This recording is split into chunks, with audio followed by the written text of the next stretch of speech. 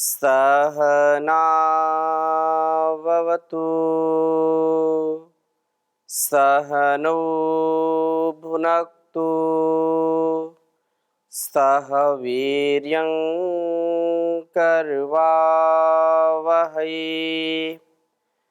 तेजस्विनावधीतमस्तु मा विद्विषावहै। ओम शांति शांति शांति।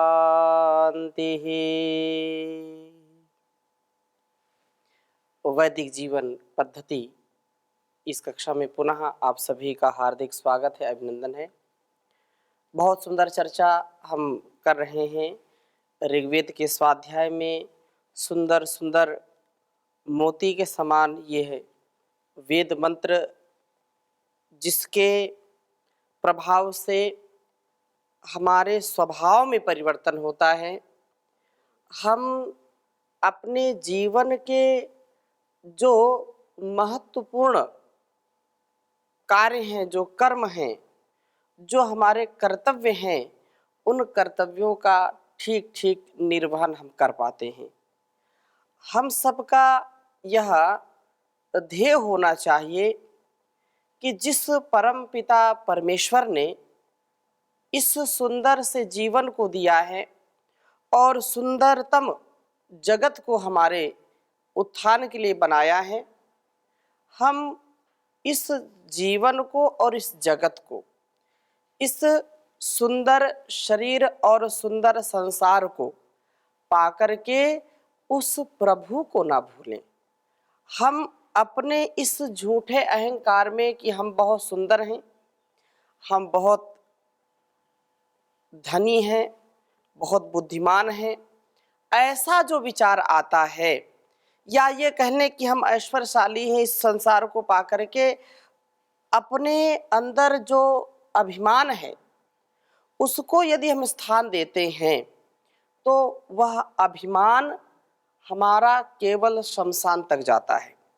वह अहंकार जो हमको पतित करता है, उससे हम कभी भी विशेष लाभ नहीं प्राप्त कर पाते हैं।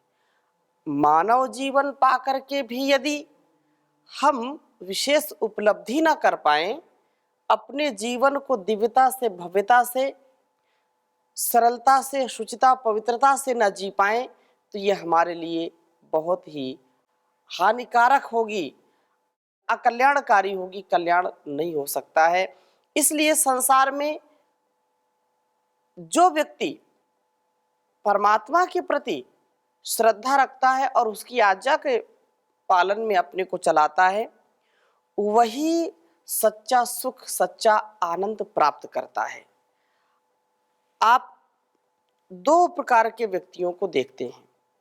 एक व्यक्ति जो अध्यात्म मार्ग को चुनता है, जिसका आध्यात्मिक जीवन होता है, प्रभु की भक्ति, उसकी स्तुति, प्रार्थना, उपासना पूर्वक जीवन को जीता है। दूसरा व्यक्ति इससे विपरीत आचरण करता है, अर्थात वह ऐसे पथ का चुनाव करता है जहाँ पर कोई अध्यात्म नहीं, कोई धर्म की चर्चा नहीं, कोई भी किसी भी प्रकार से अपनी उन्नति चाहने वाला, जो झूठी उन्नति है, भौतिक उन्नति को ही जो सबसे ज्यादा महत्व देता है, ऐसा व्यक्ति जो भौतिकता को पसंद करता है, भौतिकता में रुचि रखता है, वह प्रभु की भक्ति से विमुख हो जाता है। और जो प्रभु की भक्ति से विमुख होता है, अर्थात उसकी आज्ञा के पालन में, उसकी शरणागति से दूर हटता है, तो वो कभी भी व्यक्ति सुखी नहीं रह सकता है। संसार का कितना भी हम धन ऐश्वर्य कमा लें, लेकिन जब तक उस प्रभु की भक्ति और उस प्रभु की शरणागति हमको प्राप्त नहीं होती है, जब तक हम प्रभु के भक्त नहीं बनते हैं, तब तक वास्तव में हम कभी भी सुख, शांति, आनंद की प्राप्ति नहीं कर सकते हैं। इसलिए हम प्रभु के भक्त बने। बहुत ही सुंदर आज का वेद मंत्र है, प्रभु भक्त बनूं ऐसा कि उससे कभी विमुख न हूं। वेद मंत्र का उच्चारण ओम बोधा में अस्य वचसो यविष्ठ महिष्ठस्य प्रभृतस्य स्वधावः पीयति त्वो अनुतो गृणाति वंदारुस्ते तन्वं मंदे अग्ने।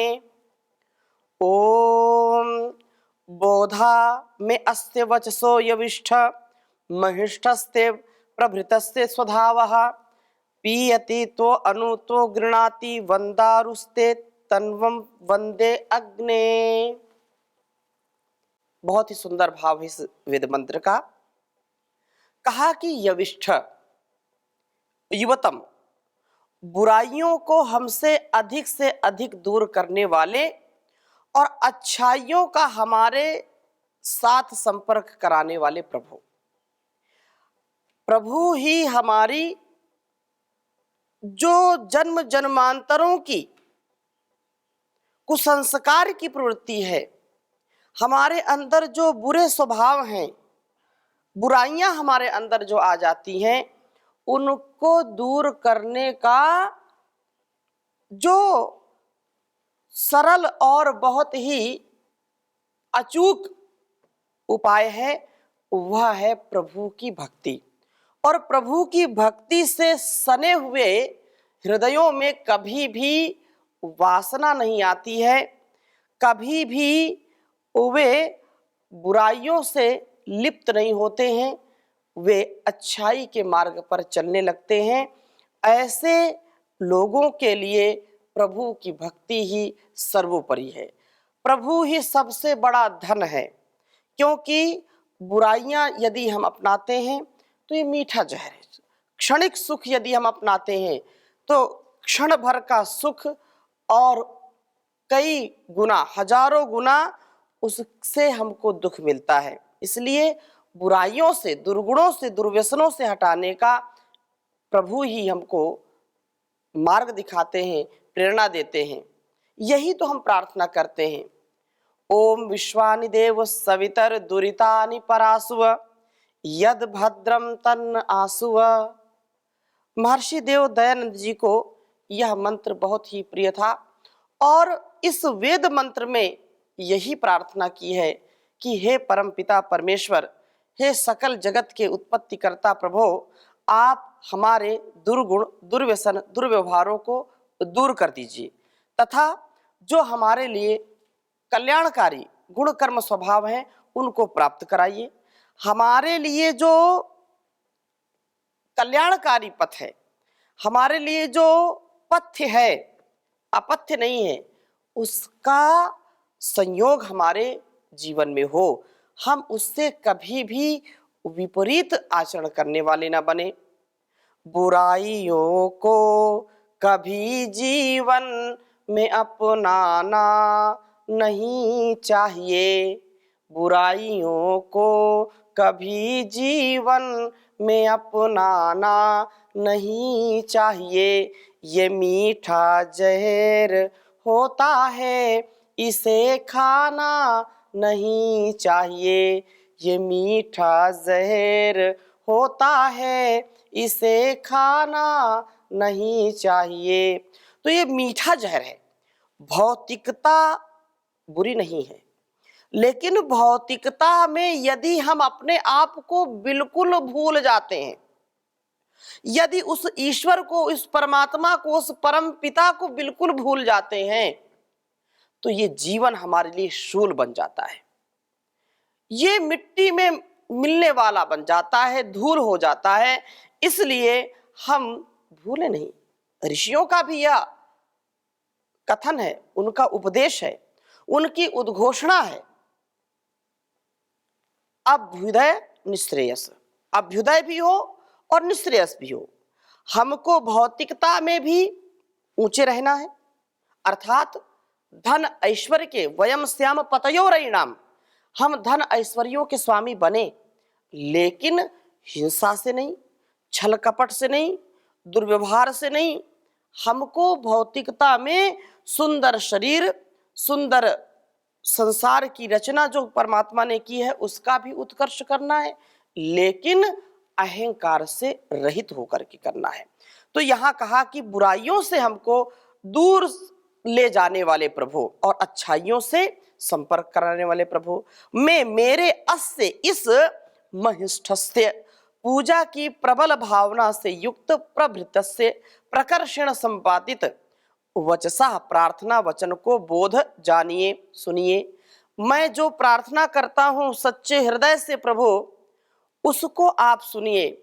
यही है प्रार्थना भगवन, मेरा जीवन निराला हो, परोपकारी सदाचारी वलंबी उम्र वाला हो।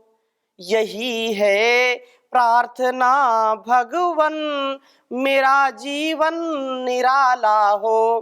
तो ये जो प्रार्थनाएं हम करते हैं, जो हमारे अंदर स्तुति है, हमारे अंदर जो पूजा है, वो जो भाव है, पूजा का भाव, स्तुति का भाव, प्रार्थना का भाव, उसको आप सुनिए। ये एक प्रभु से एक भक्त की पुकार है। उस भक्त का जो प्रकर्षण बोलना है, उसकी जो स्तुति प्रार्थना वचन है, उसको आप सुनिए प्रभु। और स्वधावः आत्मधारण शक्ति संपन्न प्रभु, संसार में त्वहा कोई एक तो कुछ पुरुष पीयति, आपकी हिंसा करते हैं, कभी आपका स्मरण नहीं करते हैं, संसार के विषयों में ही, उसकी ममता में ही, उसके झूठे अहंकार में ही लिप्त रहते हैं, आपके ध्यान से विमुक्त उनको किए रहती हैं वो वासनाएं। तो हाँ, कोई एक अनुगृणाती, आपके जो दिव्य स्वरूप है उसकी भक्ति, उसके आपके स्तुति वचनों का उच्चारण करता रहता है। कोई विरला व्यक्ति ही विषयों से परांगमुख होता है, अर्थात विषयों से कोई विरला व्यक्ति ही दूर होकर के आपकी भक्ति कर पाता है, आपकी ओर झुकता है। मैं तो हे अग्नि स्वरूप परमात्मन, सबको प्रकाश देने वाले प्रभु, सबको तेजस्विता से युक्त करने वाले प्रभु, सबके अंदर उत्साह का संचार करने वाले प्रभु, वंदारुहु, आपकी वंदना करने वाला बन करके, आपके भक्त बन करके, तन्वम शक्ति विस्तार के प्रति वंदे नतमस्तक होता हूं। मैं अनकंडीशनल सरेंडर आपके समक्ष कर रहा हूं। मुझे सर्वत्र आपकी ही शक्ति कार्य दृष्टिगोचर होती है। आपका ये सारा संसार, जिसने मुझको जीवन दिया है, जिसने मुझको शुभ संस्कारों से युक्त किया है, माता पिता गुरु आचार्य से लेकर के और इस संसार के ना जाने कितने लोगों के द्वारा मेरा जीवन पुष्पित हो रहा है, पल्लवित हो रहा है, भरण पोषण हो रहा है। आपकी ही शक्ति के द्वारा ये सब कुछ हो रहा है। यदि आप इन सब को शक्ति से युक्त ना करते, इन सब के अंदर वह सामर्थ्य ना देते, तो मेरे अंदर सामर्थ्य नहीं आता। जो इनके अंदर सामर्थ्य है, जो मेरे अंदर सामर्थ्य है, आप ही इन सब सामर्थ्यों के सागर हैं। आप ही सबको ऐसा सामर्थ्य, ऐसा बल प्रदान करते हैं, ऐसी शक्ति प्रदान करते हैं, जिससे यह सारा संसार, सारा समाज, सारा परिवार चल रहा है। तो आपकी ही सर्वत्र मैं भक्ति से युक्त होकर के शक्ति आपकी मैं धारण कर सकूं, जिससे मेरा जीवन सुंदर बन सके और मैं दूसरों के लिए भी कुछ कार्य कर सकूं। जैसा कहा कि संसार में दो प्रकार के व्यक्ति होते हैं, एक कुछ भक्त होते हैं और कुछ प्रभु से विमुख होते हैं। मैं प्रभु भक्त बन करके रहूं, मैं आपसे कभी विमुख ना होऊं, शक्ति विस्तार को देखता हुआ मैं सदा आपके शरणागति को प्राप्त हूं, नतमस्तक मैं सदा रहूं।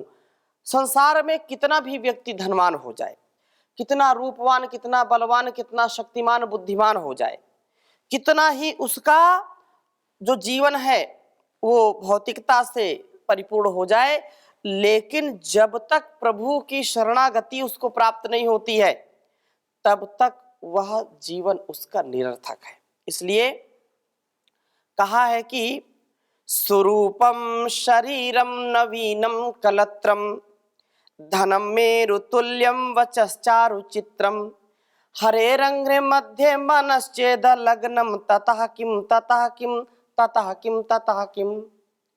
संसार में आकर के व्यक्ति सुंदर शरीर चाहता है, सुंदर उसका शरीर हो, क्योंकि सुंदर सबसे पहला सुख है निरोगी काया। व्यक्ति निरोगी है, सुंदर शरीर है, स्वरूपम शरीरम नवीनम कलत्रम, उसका जीवन साथी पति के रूप में या पत्नी के रूप में वो भी बहुत सुंदर है, ये भी बहुत बड़ा सुख है,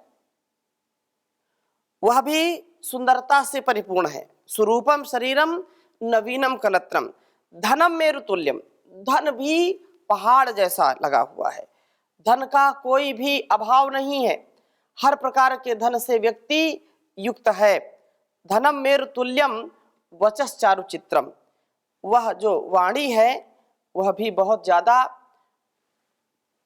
चित्र विचित्र कथा करती है, अर्थात वाक्पटुता से युक्त है।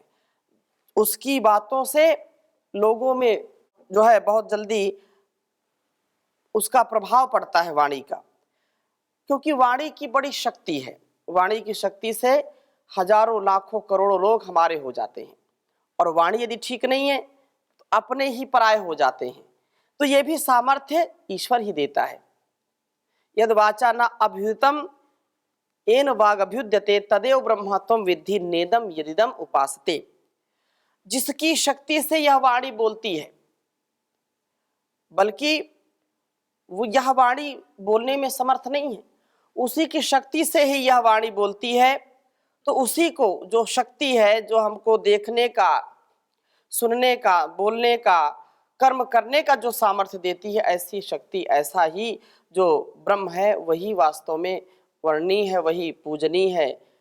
ऐसी धारणा के साथ जो आगे चलते हैं, तो यहाँ कहा कि धनम मेरु तुल्यम वचश्चारु चित्रम, धन भी कोई ठाव नहीं है, इतना धन है, और वाणी भी बहुत अच्छी है। ये चार शक्तियां हैं, चार प्रकार से व्यक्ति विभूषित है, लेकिन हरे रंग मध्य मनश्चेद लग्नम, यदि उस परमात्मा के, उस प्रभु के चरणों में जिसका मन नहीं लगा है, जो उसकी भक्ति नहीं करता है, जो उसकी शरणागति को प्राप्त नहीं करता है, जो सच्चा भक्त नहीं है प्रभु का, तो इस प्रकार से ततः किम ततः किम ततः किम ततः किम, इन चारों जो ऐश्वर्य है इससे कुछ होने वाला नहीं है।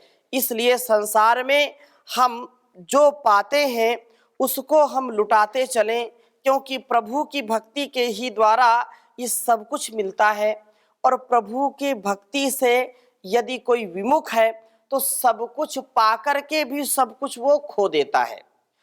जो संसार में अपने को प्रभु का भक्त मानता है, सच्चा भक्त, वो कितना भी कंगाल हो जाए, कितना भी बदहाल हो जाए लोगों की दृष्टि में, लेकिन कभी अंदर से वह हताश निराश नहीं होता है। वह जो लोग समझते हैं तो जीवन इसका तो व्यर्थ हो गया, निरर्थक हो गया, इसके पास कुछ भी नहीं है, वह व्यक्ति हारी बाजी को भी जीत जाता है। लेकिन जो लोग समझते हैं कि हम तो सब कुछ संसार में हैं, धन ऐश्वर्य है, सब कुछ है, लेकिन वो अंदर ही अंदर दुखी रहते हैं, अंदर ही अंदर वो कुढ़ते रहते हैं, तनाव में, दबाव में, और किसी किसी के प्रभाव में, किसी न किसी अभाव में वो परेशान रहते हैं। जो भक्त होता है वो अपनी मस्ती में जीता है, और जो मस्ती में जीता है, मस्ती में काम करता है, उसकी हस्ती रहती है, और बाकी तो सब जबरदस्ती रहती है। तो जबरदस्ती वाला जीवन भक्त नहीं जीता है, वो मस्ती वाला जीवन जीता है। तो इस प्रकार से यह हम सदा सर्वदा जीवन को उच्चतम और निर्मलतम बनाने का प्रयास करें, यही प्रभु का उपदेश है हमारे लिए। तो यह सुंदर वेद मंत्र से हमको शिक्षा मिलती है कि हम प्रभु भक्त बने, धन भक्त ना बने, अंधे भक्त ना बने। जो श्रेष्ठ भक्त है वो श्रेष्ठता हमारे अंदर आए। इसलिए कहा कर ले भला होगा भला, अंत भला है, बस यही संसार में जीने की कला है, बस यही संसार में जीने की कला है। जिसने नेकी बदी को विचारा, भेद जीवन का समझा वो सारा, रंग भरी दुनिया में वह मुंह मोड़ चला है, रंग भरी दुनिया से वह मुंह मोड़ चला है, बस यही संसार में जीने की कला है, बस यही संसार में जीने की कला है। पाप जिसने कभी ना किया है, दीन दुखियों को जीवन दिया है। पाप जिसने कभी ना किया है, दीन दुखियों को जीवन दिया है। उनका हरा भरा बाग फूल फला है, उनका हरा भरा बाग फूल फला है, बस यही संसार में जीने की कला है, बस यही संसार में जीने की कला है। उस पिता की शरण में जो आया, ईश भक्ति में मन को लगाया। उस पिता की शरण में जो आया, ईश भक्ति में मन को लगाया। क्रोध की अग्नि में कभी वो नहीं जला है, क्रोध की अग्नि में वो कभी नहीं जला है, बस यही संसार में जीने की कला है, बस यही संसार में जीने की कला है। शोक सिंधु से चाहते हो तरना, भूल कर भी बुरा कुछ न करना। शोक सिंधु से चाहते हो तरना, भूल कर भी बुरा कुछ न करना। मान लो इसकी बड़ी बेमोल सलाह है, मान लो इसकी बड़ी बेमोल सलाह है, बस यही संसार में जीने की कला है, बस यही संसार में जीने की कला है। तो हम इस कला को अपनाएं, अर्थात प्रभु की भक्ति ही हमारे लिए सबसे बड़ी शक्ति है, सबसे बड़ा उपाय है जीवन में सुख शांति ऐश्वर्य यश कीर्ति को पाने का, सुख समृद्धि से युक्त होने का। यदि इससे हम विमुख हो गए तो जीवन का अकल्याण ही अकल्याण है, क्योंकि प्रभु की भक्ति, क्यों वह प्रभु सब जगह विद्यमान है, सब जगह उसका ही बोलबाला है, और ऐसा बोलबाला है कि कण कण में जो रमा है हर दिल में है समाया, उसकी उपासना ही कर्तव्य है बताया। तो ऐसा वह तेजोमय आदित्यवर प्रभु है, निर्विकल्प है, निराकार है, वह साकार है। इस रूप में जो हमको सब दिखाई पड़ता है उसी का ही तो बनाया संसार है। सूर्य चंद्र पृथ्वी आकाश क्या क्या नहीं बनाता वो, और नई नई रचना करता रहता है। तो ऐसे प्रभु का भक्त बन करके कोई कैसे दुखी रहेगा। किसी का यदि मित्र राजा है या प्रधानमंत्री है तो कैसे कौन दुखी रह सकता है, वो तो उसके ही ऊपर निर्भर रहता है। उसको पूरा आत्मविश्वास होता है कि मेरा जो कुछ भी अहित होने वाला होगा, मेरा मित्र, मेरा बंधु, मेरा सखा उसको दूर कर देगा, उसके अंदर इतना सामर्थ्य है। तो हम भी उस जो सनो बंधुर जनिता सविधाता, वह हमारा जो बंधु है, हमारा जो विधाता है, हमारा जो जन्म देने वाला है, जो हमारा पालन पोषण करने वाला है, हमारा जो है जन्मदाता है, इस प्रकार से उसकी भक्ति के साथ हम जीवन को जिएंगे तो दुख नहीं मिलेगा। हम अपने कर्तव्यों का पालन करते चले जाएं, चाहे माता पिता गुरु आचार्य के रूप में, संतानों के रूप में। माता पिता का कर्तव्य है कि संतानों को ऐसी शिक्षा दे, और संतानों का भी ये कर्तव्य है कि माता पिता को भी उतना ही सम्मान दें, और उससे बढ़ कर के जो परम पिता परमेश्वर है उसकी भक्ति में अपने आप को लगाएं और कर्तव्यों से कभी भी पीछे ना हटें। जैसा भी कर्तव्य आए उनको निभाते जाएंगे तो जीवन सुखमय बनेगा। इन्हीं शुभकामनाओं के साथ आज की कक्षा को यहीं पर विराम देते हैं। शेष चर्चा अगले मंत्र के साथ अगली कक्षा में करेंगे। ओम शांति शांति शांति।